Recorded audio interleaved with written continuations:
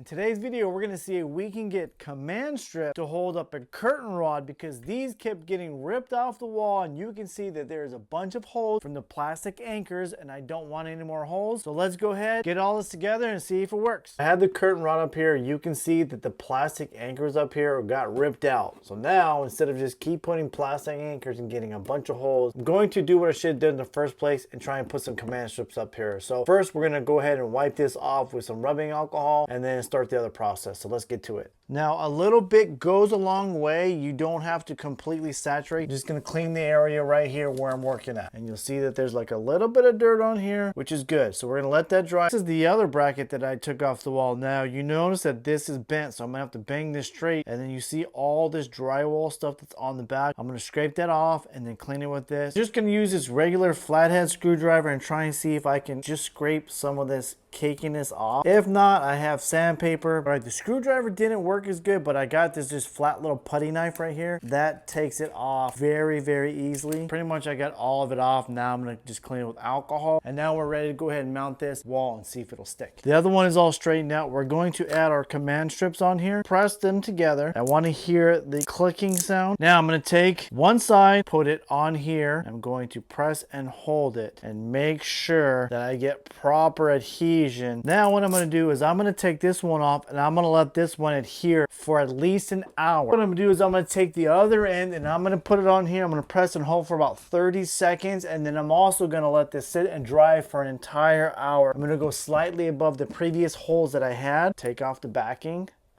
Just like that, to make sure that everything sets flush against the wall. Working on the command strips and you're putting these on the wall, don't be afraid to put some extra time and pressure on it. I know it calls for roughly about holding it for 30 seconds, 30 to 60 seconds for it to kind of stick on the wall and adhere to it. Now you want to make sure to get the corners, okay? You want to get the corners, the top and the bottom, because the way that this works is the weight comes from the top. Everything's going to go this way. So getting the corners, pushing them on, letting them really adhere to the wall and the texture is going to make it stick even better, and it's going to make it last a whole lot longer. Now that we have this all up on the wall in place, I'm going to give it about a week, come back and update you guys, let you know how this is holding up. But in the meantime, go ahead and comment down below. Let me know your thoughts, how long you think this is going to last. And while we're waiting, go ahead and check out these other command strips videos. They're going to teach you how to put on command strips and why your command strips are not sticking properly. Make sure you smash that like button, subscribe to the channel, share this on your favorite social media, grab yourself a We All Rise t-shirt. Thank you guys for tuning in, and I'll see you on the next one.